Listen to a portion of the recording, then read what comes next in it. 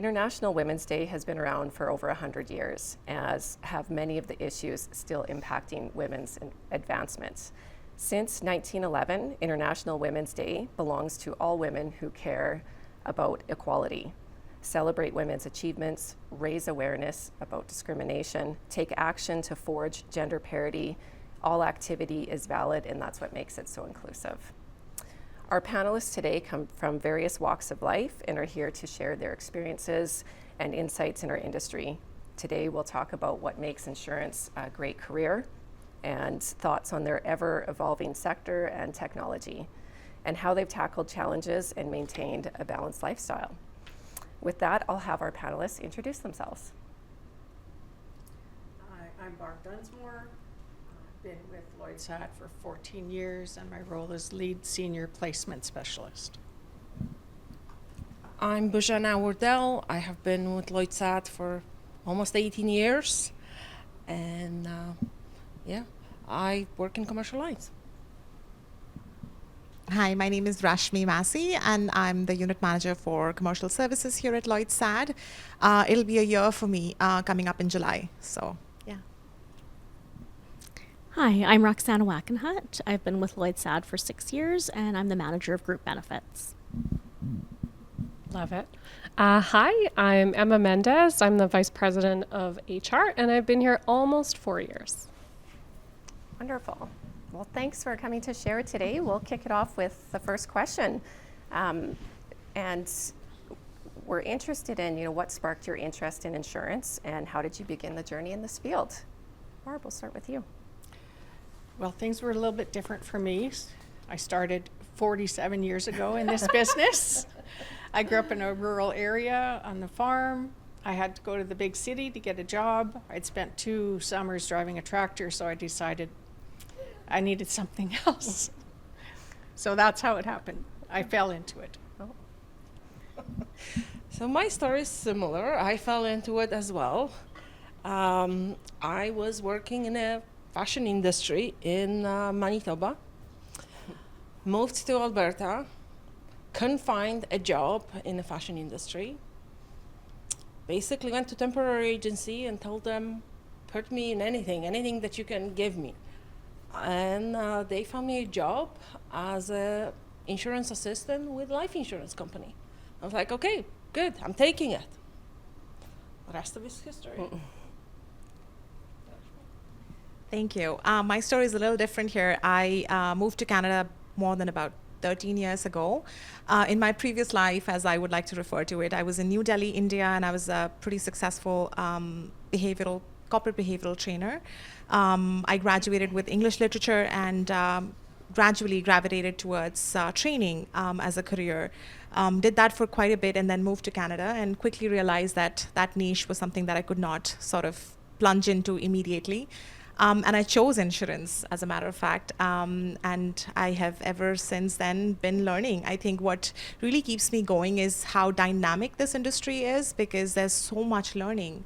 It's constantly evolving, constantly changing, and I think that is what really interested me, keeps me interested in. Something that's really amusing to me is that back home there is no concept of liability, and to learn all that here is just mind-blowing, so yeah. My story is different from all of yours as well. Insurance was my first job out of university. I applied and wasn't quite sure what I was getting into and realized that I really liked it, and I've never looked back. I chose insurance too. I started early in my career and then I switched over to the dark side, as some people would say. I went to finance for 15 plus years and I'm back in insurance. There's great folks here, so I love it. Why do you think gender diversity is important for the insurance industry, Emma?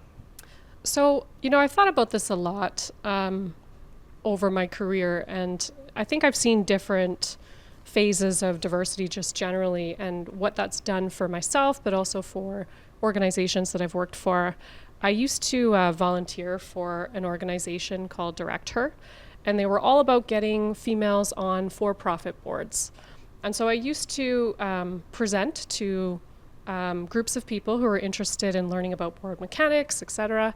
And so part of my job was to talk about why it was important. And so I would talk about the statistics on boards, the current representation, where we'd love to go. And there was this concept that really resonated for me because I'm not a very fluffy person. I like facts, I like learning, I like knowledge. I'm sure that resonates for you guys. And so for me, that concept of collective intelligence really struck a chord for me on why this is important. So collective intelligence essentially is how to normalize behavior is you need to have at least 3 people demonstrated or represented in a particular topic. And so why gender representation is so important and why that group of 3 is because we need to normalize what behavior is and what's acceptable. And diversity of thought is very important to me. And, men and women bring very different perspectives. And so I think if we can work towards diversity of thought and bring more than 3 women to the table or 3 perspectives or racialized groups, I do genuinely think that will net in better returns and better profit. And there's a ton of meta studies on this. And what I would say why it's important is insurance is ripe for disruption. I feel that we have ways to go in, representing. I think I was reading a stat actually on LinkedIn just yesterday that we have over 50% of women are in insurance and only 25% or a bit less are in leadership and executive roles. And so to me, that is pretty good reasons around better profitability, growth, and ultimately just taking the insurance industry into the next stage. Jana, why is it important to you? Well, to basically continue with what Emma have said, insurance industry is primarily right now still occupied by males. We are growing and there is quite a few females in the insurance industry, but it has been in the past always occupied by males. We bring different perspectives to this equation. We not only help companies perform better, but we also help them solve tough problems. We bring different solutions to the table. In general, we bring creative solutions. Instead of just going with one set of solutions, we bring something different. We are different. Yeah, very important. Let's hear what some of our other team members have to say about insurance industry.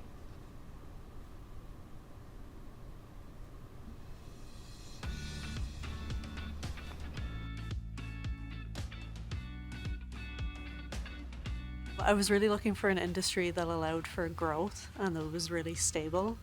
I started off as a data processor and then I got my license 3 months later, became an account manager, and then everything kicked off from there. What I really love about insurance is that it's always evolving and there are so many different avenues people can go into for their career. Insurance is not something that I thought I was going to initially end up doing. My plan was to be in education and to teach. However, like many people in the education field, not a lot of teaching jobs to be had when I graduated. So now I'm here at Lloyd as a personal lines team lead, and it's been a really great, well-rounded career so far, and I'm really looking forward to seeing what's next. What sparked my interest is that regardless of what's going on out in the world, people will always need insurance. That's one thing that you come to learn, that this is one coverage that people will need for their biggest, most expensive investments, and it helps offer coverage in the events of losses. So that was really important. I actually kickstarted my journey in insurance after 8 years at home with my children. And I tripped and fell into an opportunity on the carrier side, and I fell in love with my job and my role, and I just kind of stuck with it. I think gender diversity is extremely important for the industry. We have so many women that are in these entry-level positions, but we want them to be growing in their career. Well, if we want them to grow in their career, then we need to have women that they're able to emulate. So we need to have women in senior leadership positions, in C-suite positions. And when you don't have as much of a pool of that, you're not going to have women to mentor these people. So they're not going to have mentors that are going to be able to show them how they're able to move up in these positions, how they can advance in their career.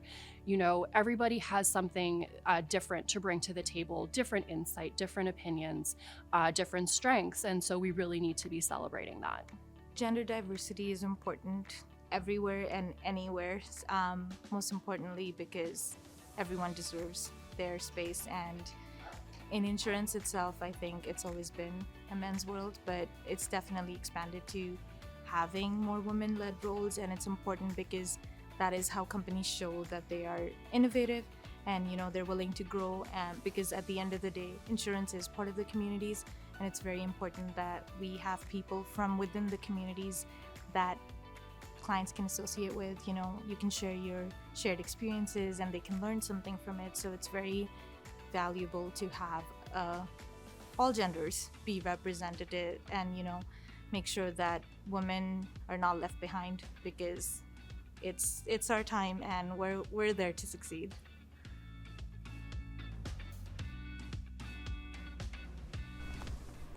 It's our time. Isn't that a great mantra? Believe in yourselves.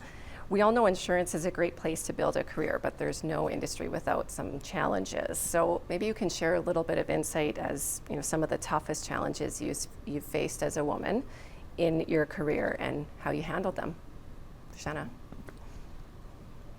I think I'm gonna tell you guys the story when I was looking for a job in insurance, and I went for an interview. And the gentleman who was interviewing, it was a small brokerage, maybe 5 or 6 people. The gentleman who was interviewing me looked at my resume and said, "Fashion industry, what is that?" And was kind of laughing. At that moment, I was boiling. But what can you do? I calmed myself down and basically said, okay, do I really want to be here? I walked up to the gentleman, took my resume from his hand and said, "Thank you very much for the opportunity, but I think this is not the place for me. Bye." And I just left. This is something that from time to time, we all probably came to similar situations. I have been asked a lot, "Where's your accent from?" "I didn't understand you, it's your accent." Things happen. But I think we just have to calm ourselves down, think about it. What's our next step? That was kind of my toughest Tough one. point. Pretty sure he needed some fashion advice. Maybe. Barb, do you have a story to share? When I started in insurance, when I started broking, I was one of 2 women in Winnipeg in the broking role. It was very rare. It was very male dominated. There was one other woman that, not sure how she got the job, but anyway, it was tough being a woman, and I actually had a couple children. That was tough, you know, balancing your career, working, no different than today. It's still as hard. But I went on mat leave for the second time, and mat leave was only 4 months at the time. And I got demoted while I was on mat leave. So I had to come back to a lesser role. Thankfully, that can't happen today, so that's something positive that has changed, but I had to fight my way back into the broking role that I had prior to going on mat leave. Yeah, that's how it was then. Surprising. She called your HR person. Yeah. Maybe they were no. They were no good. I've spent most of my career in where I've been the only woman in the room, and it matters how people make you feel. So thank you for sharing. What role has mentorship played in your career, and how can we create more mentorship opportunities for women? Roxana. I've been so fortunate. I have had so many wonderful mentors throughout my career. My immediate manager has almost always been a woman, and I've learned so much from each and every one of them. And really, too, it really makes you want to pay it forward.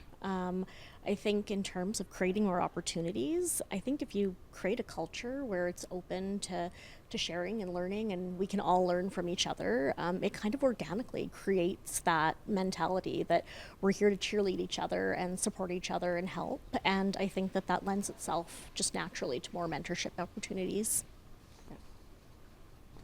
Rashmi.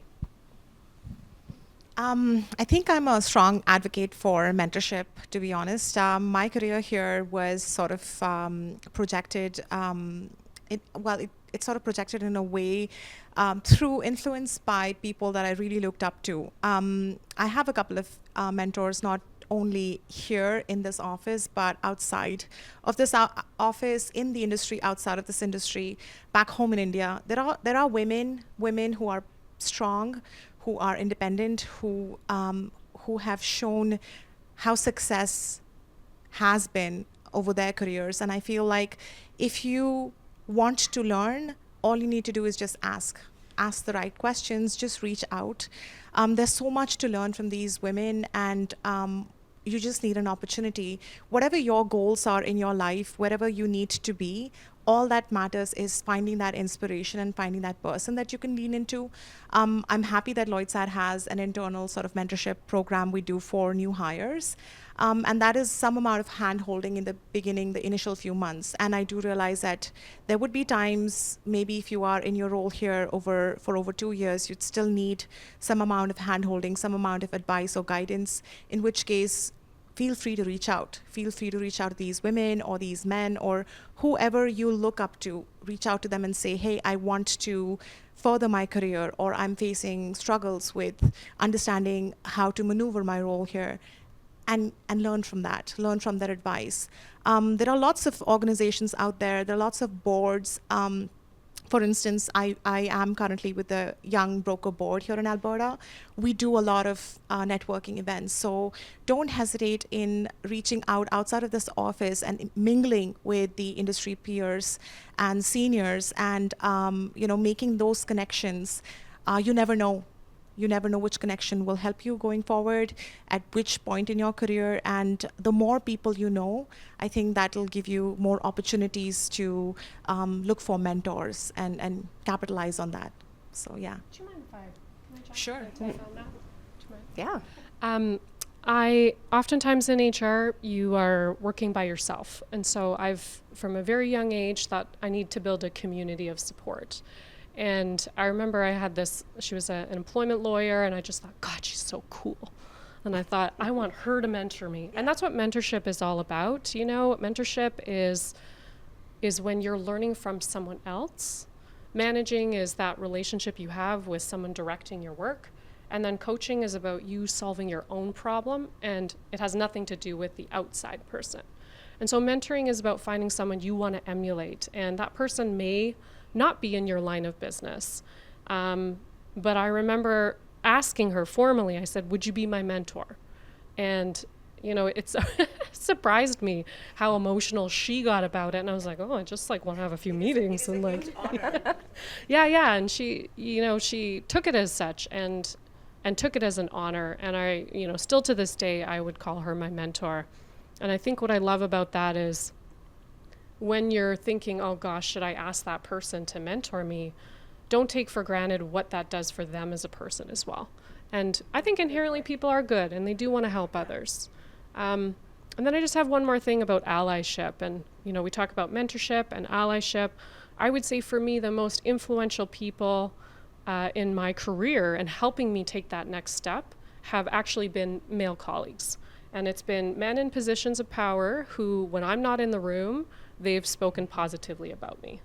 And so what I would say to you is that allyship and being part of someone's career and helping them with those opportunities when they're not in the room is just so critical. And so I'd encourage, anyone who is being a mentor or thinking about, gosh, I really think Emma's doing a great job. Speak positively when they're not in the room, share their skill set, and give them information. Mentorship is about sharing what you know, because you are in a position that's higher than that person. You have come from somewhere. So I just think that's really, really critical. Yeah, very powerful. It's a great comment. I don't think I actually asked my mentor to be my mentor. It just ended up, happening that way. And he was my boss in my former life, and he had 3 daughters. So I don't know if that gave him a different perspective, but I just found he cared very much about how I felt after certain work events had happened, and he asked me all the time, where I was interested in taking my career, and he was very open to helping me open doors to get there. And it's just very, very powerful, and he's still somebody I talk to quite often, even though we don't work together anymore. But I think having a mentor is so important. So thank you. This next question is a tough one, and I think we probably all deal with it in some shape or form. But I'm wondering how you navigate imposter syndrome, and what advice would you give to those struggling with self-doubt? Emma? A lot of anxiety. No, look, I think no matter what level you are at, imposter syndrome is absolutely real. Mm-hmm. You feel moments of, I don't deserve this, I'm not good enough to be here, oh my God, are they gonna find me out? They can see through me. I'm just a big liar. So yes, all of those feelings, I don't care what level you are, those new positions that you take on, expanded scope, you will absolutely feel that to varying degrees. I think for me, I'm a big tips and tricks kind of person. So thankfully, I do have a very supportive partner that when I say, oh my gosh, I'm nervous about this, and he's like, but why? And it's the look on his face, and I'm like, so my husband's name is Chris, and so I say, what would Chris do? That's kind of a check and balance for me.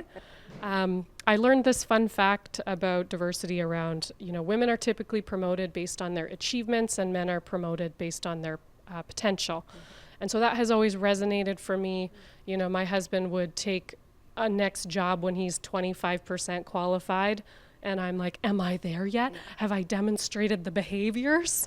So what would Chris do is kind of my mantra. And then of course, I oftentimes will I'm a very formal person, so I will send a text to my best girlfriends and I'll say, can you tell me the top 3 things you think I'm great at? Just reinforce, because the people that care about you know you the best. Yeah. And whenever you're looking, I bet I could give great advice, but when it comes to receiving it, sometimes I need to receive it differently. Yeah, great comment. Barb? I would just say, know your skill set, find your path. We all know what we're good at, and sometimes you just don't feel right in a role. For me, being here at Lloyd SAD, I've been able to find the right path. I've been in management roles. It's not for me, but my role is a mentor. Basically, most of my role is. And being able to share my experience of 47 years with all these new young people in the industry, it's very rewarding for me. And I'm fortunate that Lloyd SAD is invested in someone like me to have a role like that. And we're lucky that you want to share that. That's great. Thank you. Roxana? I'm a frequent sufferer of imposter syndrome, so I know it well. We were recently talking about this on our team, and I've kind of come to this conclusion that you have self-doubt when you're uncomfortable, and I think discomfort is essential for growth. So what I've been saying to myself a lot lately is I'm in a period of growth, and so that's uncomfortable, and you feel more comfortable as you have mastery and expertise. And so I'm leaning into it, and that's what I'm encouraging others around me to do as well. Good for you. Let's hear what some others have to say about this.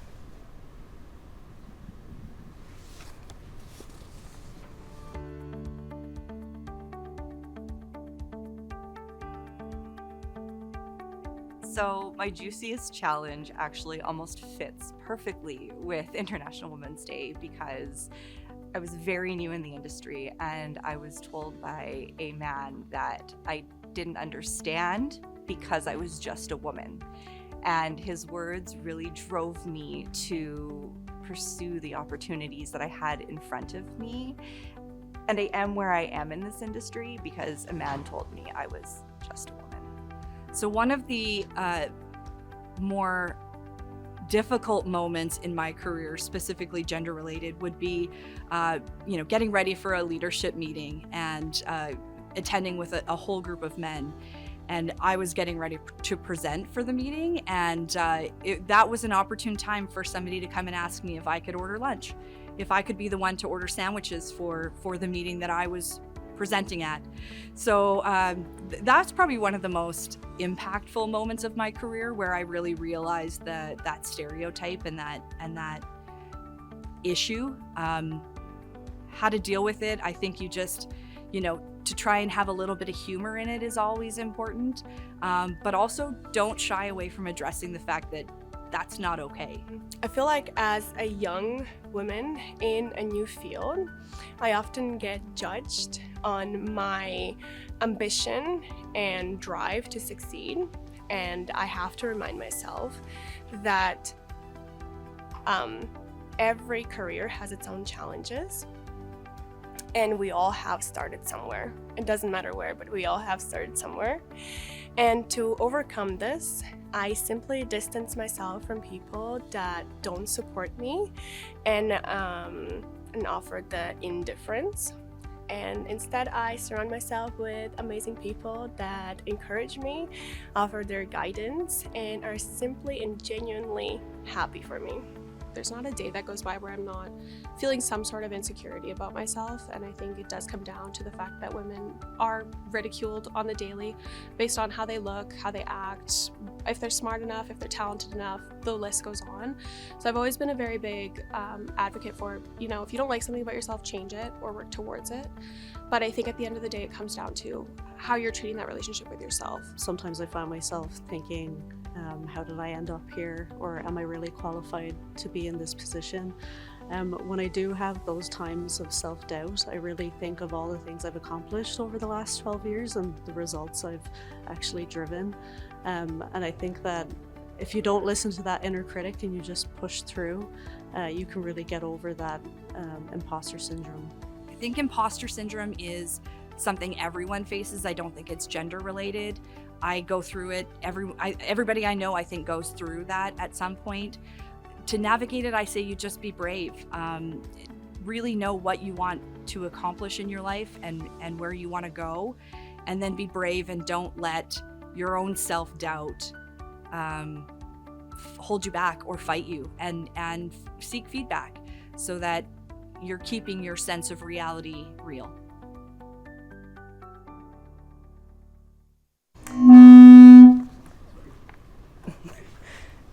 Celebrating and supporting women in their journey, be it personal or professional, is really critical to helping each other succeed. No one gets where they are completely on their own. What's the most profound moment that you felt women coming together and pushing boundaries in your career, and how did it make you feel? Barb? When I joined Lloyd's Hut, it was mostly women in the department. I was humbled to be welcomed into this group of really strong women, to mention Karen Cocatillo, Karen Pokaznik, Patty Fisher, Nadine Riveros. It was very humbling and overwhelming. My first year, I thought, what the hell have I done? Like, I can't do the work that these ladies are doing.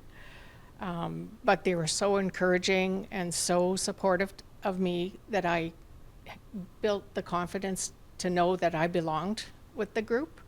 And I'm really thankful that I had that opportunity. That's how it makes you feel, right? Rashmi? I don't really have a specific moment. I feel on a daily basis, women do so much. And let's be honest, we have it hard. And I'll start with something as simple as, when you're growing up, you have periods, you continue to deal with that. You have childbirth, you have breastfeeding, you have menopause. There are so many stages in a woman's life that they have to deal with, not just family, children, husband, being a daughter-in-law, being a mother. At the end of the day, I think we're pushing boundaries on every single level, everywhere. And to be here today, all of us, I feel, if we are here, if we are doing well with our careers, that means that we're passionate, that means that we're driven, that means that we're strong. I feel we come united as women every single day when we understand where each of us are coming from, and I think that is what helps us, bond and be better people, better organization as a whole. Yeah. Great. Bojana. Employees today, employees expect a lot more today than what it used to be. And by COVID has changed that a lot too. By expecting more, we're being surrounded by better culture, better colleagues, better flexibility for all of us. And flexibility is so important for women especially, and women have to juggle a lot at home and at work, and helping with that can be tremendous when we have a great mentors. And going back to a mentor, and having that support here at Lloyd has been tremendous for me. And my support at Lloyd was my first boss. He was always there whenever I was down, he was there to tell me, you can do it. Oh, they don't know anything. Don't let them tell you what to do. You can do it.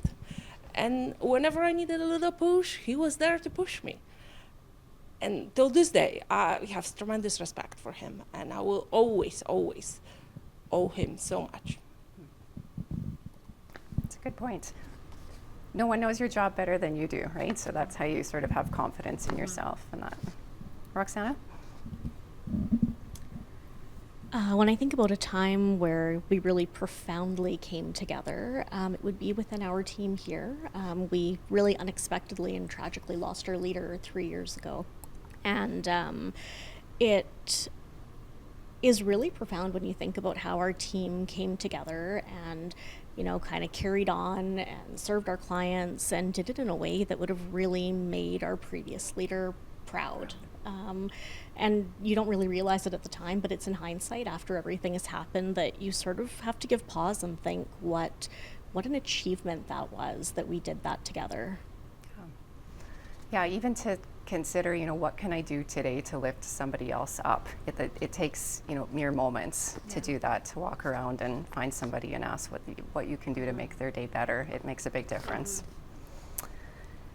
Emma, Lloyd has a significant amount of female leadership, which is fantastic. How did we get here, and how do you anticipate our One Culture strategy evolving in the coming years? Yeah, so, I thought about this question a lot, and I think maybe I'll just start with some facts. So if you take a look at the gender representation across some of the larger Navicord partner brokers, and I would say it's more challenging to find females in sales, like Bojana as an example. And so I did a little bit of research, and I just said, big companies, where do we see the most gender representation? And by far, out of the large Navicord core brokers, Lloyd and Waypoint would have the best gender representation. And so I thought to myself, it's about 35% for commercial sales, female, and the balance are male colleagues. And it's closer to 50-50 for Waypoint. And so I thought, what is the differentiating factors that's created that kind of environment? And I've kind of come up with two things. So for Waypoint, they have a female leader. Her name is Jennifer Adams. And so I think that makes a big difference when she's going out to look at her network and to recruit. I think it is a little bit easier for her to hire and inspire top talent for females. And then I think for Lloyd what I noticed, and this isn't a shameless plug, but it's a shameless plug, I would absolutely say a big differentiating character in our organization would be Chris Hubner. So when I joined, he was one of the first people to say to me, Emma, insurance is white, male, and stale. What are we going to do about this? Direct quote. He was the one who said, Emma, let's go to, I was looking at I think it was his son's 15th birthday party, and he says, I'm looking around the room, and the population of his friends are very diverse, and he thought, this is not what insurance looks like, but it better get there because this is the group of people that are coming up through the ranks. And so that kind of led us to creating the Norquest program, which is, you know, a very strategic partnership for a college that focuses on, you know, underrepresented groups. And they have an incredible, I think there's something like 20,000 students, which I never thought they were that big. Oh. Yeah, and in a very diverse group. Chris was also the first person he has had a lot of people who've worked in sales who are now very successful, who worked with him at some capacity, was his client manager at some capacity. And so I think having a leader who inherently just doesn't, and I don't think it was I need more women in sales for him. He's not here to speak for himself, but I think it was more, I just see great talent that's underserved and underutilized. And so how can we bring those people up? And, you know, another example, Andrea Phillips was the first person to go on a mat leave while in the sales role. A couple of folks had had children prior to getting into the sales role, but she was the first to be in the role and go on. You know, Charlotte is going to be our second to go on a leave while starting a family. And so I think we've reached critical mass. We have over 30%. And so I think that when you have that group, it's easier to attract likeness. So I think conscious effort and focused acumen with executive sponsorship is probably the most critical to driving change. I'll just speak briefly to our One Culture strategy. So Navicord started on this journey 4 years ago. Marshall Sad is our executive sponsor for this strategy. They started as Diversity Council. Now they've kind of shifted to One Culture because we feel like this means more to us than just one facet, one aspect. And what you wouldn't know is they actually invested 4 years ago in a partnership with Catalyst, which is their tagline is organizations that are better for women are better for everyone. Not that they're exclusionary, but that's kind of their motto. And so they started actually putting dollars behind that. And so fast forward to today, we've got now a second layer of subcommittees across Navicord to drive ahead some initiatives. Gender representation in sales being a focus for Navicord. So I think that it will progress into what do we want to focus on at Lloyd Sad? You know, maybe it's not just gender, maybe it's people with intellectual disabilities, maybe it's racialized groups. So I think that continuation of our strategy, those are some of the things that we will continue to see. Yeah, thank you for your work on that and for, you know, the leadership here at Lloyd Sad to be focused on something like that. It makes a difference. We choose where we show up to work, and, you know, if you've got leaders that make that a priority, it helps for sure. We've got another video to share.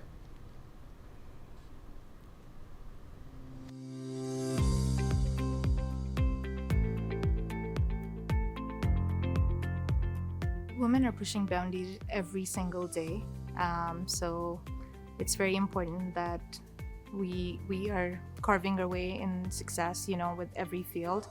But on here I see that, again, with the example of personal lines, I think it's important that we are seeing a lot of women in our teams as well. So it's nice that, you know, we're rooting for each other and we're helping each other grow and learning from each other's experience to see what works best for us. I think that Lloyd Sad really values the women in leadership positions. I think that they realize that in order to have women coming up in the industry, we need to have women in these leadership positions so that they can help be mentors to these women and show that, you know what, I did this is possible. So to really show that it is possible to move forward in your career. And I do think that with Lloyd Sad having women in all of these leadership positions, they really show that they value growth and they really value gender diversity in these leadership positions, including in the C-suite, which is very important. So I definitely like that there are a lot of female-led departments here, and you can see a lot of, you know, unit managers in that role, you know, senior partners in that role. It definitely inspires you to achieve and, you know, work towards that. So there's no roles left behind and there's no disparity in gender, and everyone's considered equal and everyone has an opportunity for success.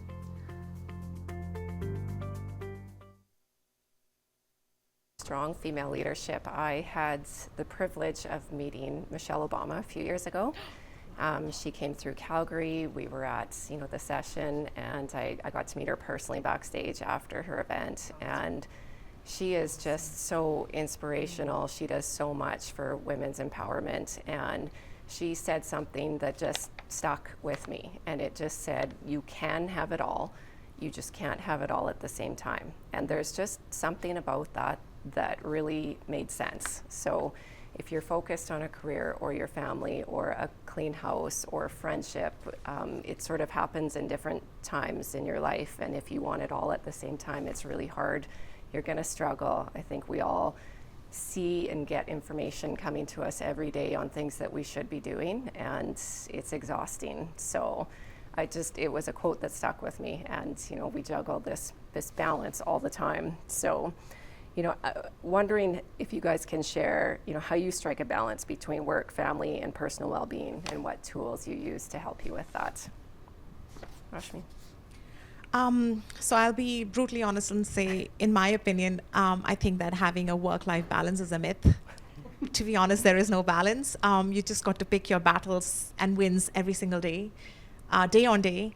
As women, like I said before, we have so many things that we juggle on a daily basis. There are days, besides the fact that we were just talking about imposter syndrome, there are days when you think that if you were a good mom this morning when you were dressing your kids for school, or if you were a good manager when you had a conversation with someone about some challenges that they were facing at work, or if you were a good daughter because you missed to call your parents last weekend. Again, at the end of the day, if you have a good financial planner, they'd probably tell you that you would not want to put all your finances in one investment. You would diversify your portfolio. I think that's something that we could imbibe in our lives as well. Having a diversified portfolio in our lives would probably mean having something that you like, that you look forward to, and do it. Make time for it. And you'd realize that having that to look forward to, be that something as simple as going on a walk or listening to some good music or reading books or spending time with your little ones, or investing in knowledge and education and making yourself better as a career woman, you'd realize over time everything just makes sense. Over time, just like a good portfolio will pay off, this would pay off too. You would end up being a good mother in time. Over the longer run, you'd see that you're also becoming a better career person. And I think that's all it is. Just on a daily basis, be more compassionate with yourself. We preach compassion, we talk about kindness, but try to imbibe that. Go easy on yourself. Yeah. So yeah, that's my take on that. Investment advice and absolutely how all rolled in manage. one. I love it. Roxana.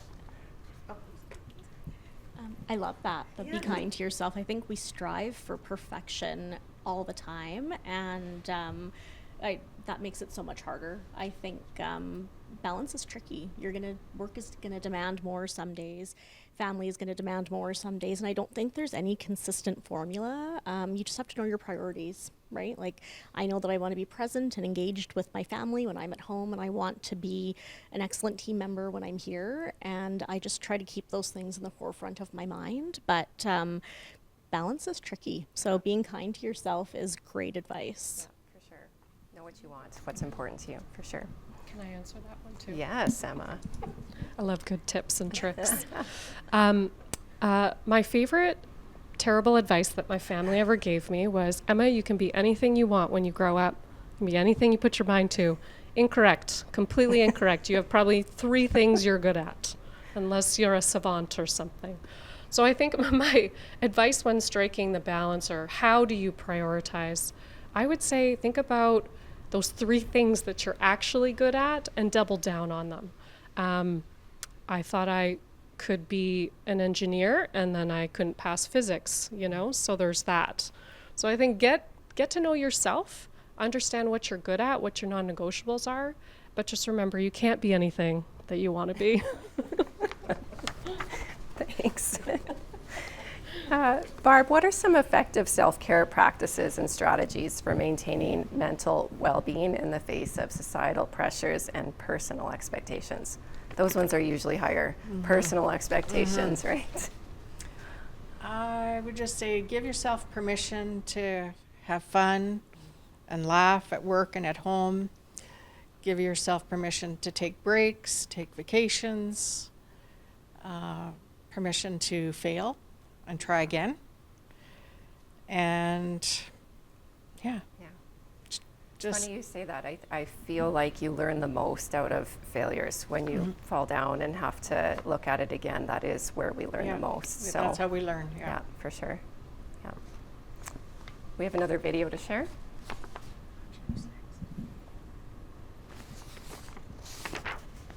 That doesn't feel.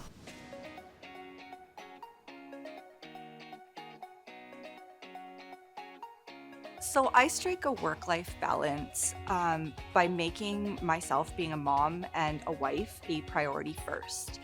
And I know that's a very bold statement, but if I build strength at home, then I build strength with my family, knowing it's okay that I do have to work sometimes.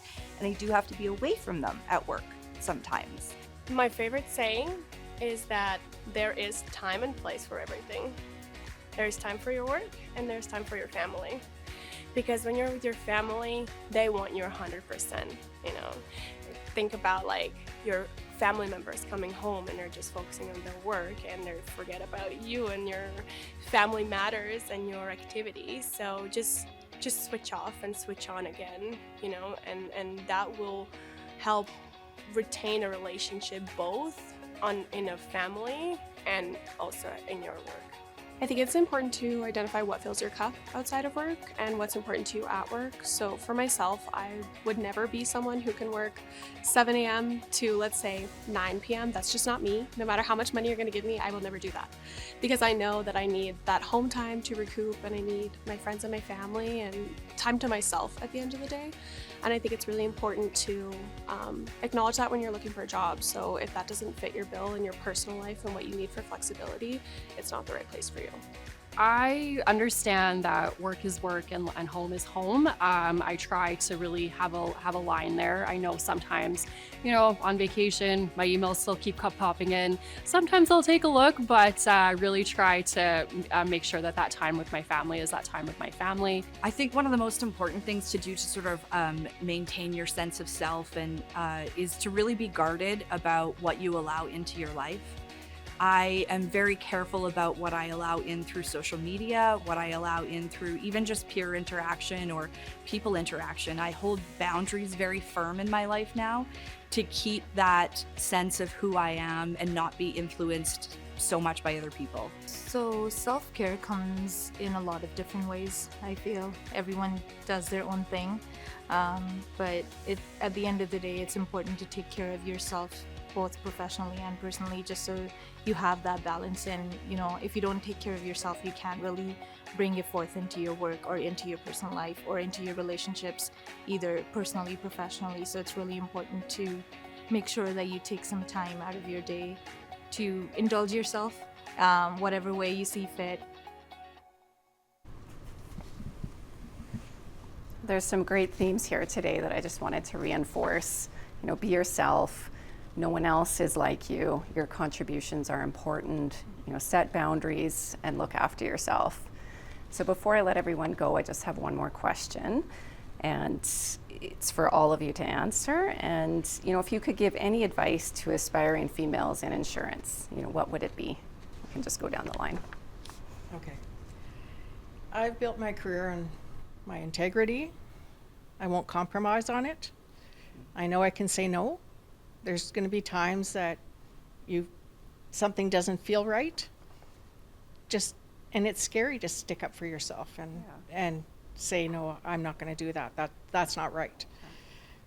That's the only advice I have. Yeah. Stick up for yourself. There you go. My advice would be kind to people, listen to people.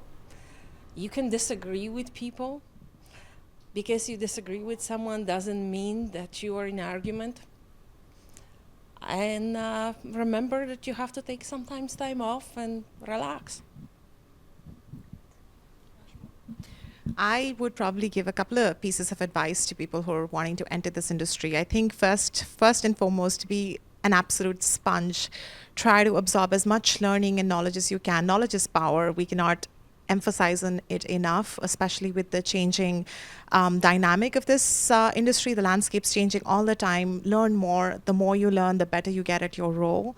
I feel looking up to people, looking for mentors, leaning into people, I think would help you get farther with your career. I feel finding that grace to fall and trip and get up, get back up, dust yourself and say, yeah, I've learned from that, and move on with it rather than just be hard on yourself, which I think I'm also trying to be better at. And I think the last thing is probably just remember that you're already far ahead in your life, that when you look back, remember that there was probably a 5-year-old you wanting to be you today at this point in your life, this stage in your life. So think about how far ahead you've come and think about where you want to go. And then I think you'll know that there is a way that you can take to get there. So yeah. I would say be curious and ask questions. Don't be afraid to ask lots of questions. Make mistakes. It's the only way that we learn. Be kind to the people around you and care about the people around you. Yeah, I would say those are probably, and learning. We're always learning, so continuously. I would say I probably have 85 quotes that I could impart, but we'll try to narrow it down. I would agree with you. Be curious is a very critical thing for me as well. Ask questions, even if you think they're stupid. I can guarantee you if you're thinking it, someone else is thinking it.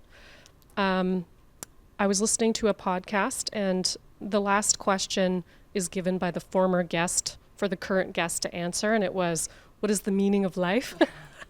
And this guy had the answer. He said, education and to learn, and then to assess, are you learning things you want to learn? And so I just loved that. I thought that's everything to me. And I think, we're not great at everything at Lloyd SAD, but we are exceptional at embracing education and learning. And so I'd encourage anyone, male, female, invest in yourself from a learning perspective. Include the soft skills. What is your mental toolkit? How do you handle conflict, trauma? How do you deal with those things? There's like real tangible strategies, not just sit and think about it, apply the science to it, because there's a lot of information out there to help you become the best version of yourself and ultimately, bring happiness to your life. I think I'm also a big believer of do the things today that no one else is doing so that tomorrow you can do things no one else can. I had to get a quote in there. That's a good one. And then I think my last nugget of information is the more you learn to know yourself, I think opportunities will always be there for people who invest in themselves. And so I'm going to, steal a Jennifer Adams, who works in Calgary, quote. She said to me, Emma, my kids are young. This is a very important time in their lives. I want to be there for them at this time.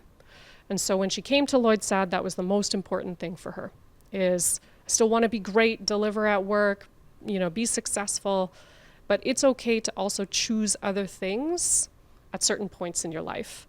I think the more you know yourself, those choices become easier. I don't think you're always having to go up in an organization. Sometimes you can go sideways. But if you are a sponge and you embrace, yourself and your learning and education, those opportunities will find you when you're ready. But yeah, just knowing yourself well enough to say, I'm choosing to do this at this time, it makes that choice a lot more fulfilling. Yeah, agreed. I think the only thing I would add to all of these great points is just to be a team player. And none of us work, on our own, away in our office or at our desk. It requires the help of others.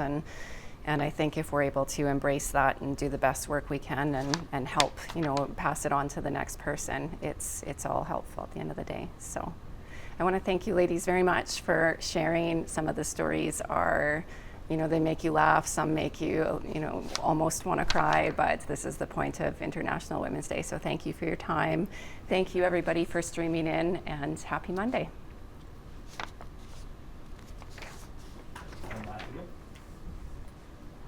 Was there an out video?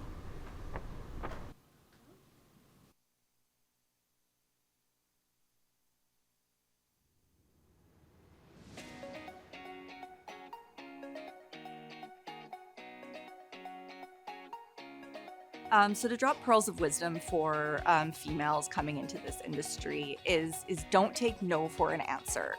I'm going to quote my favorite motivational speaker, Deshauna Barber. She basically says, do not fear failure, but please be terrified of regret. Giving up is the birth of regret. Live your life with integrity. My version of integrity is doing what's right, regardless of who's watching. And I think the pearl of wisdom would be, you never know who's watching. You never know who is being impacted by your actions or is learning from your behaviors.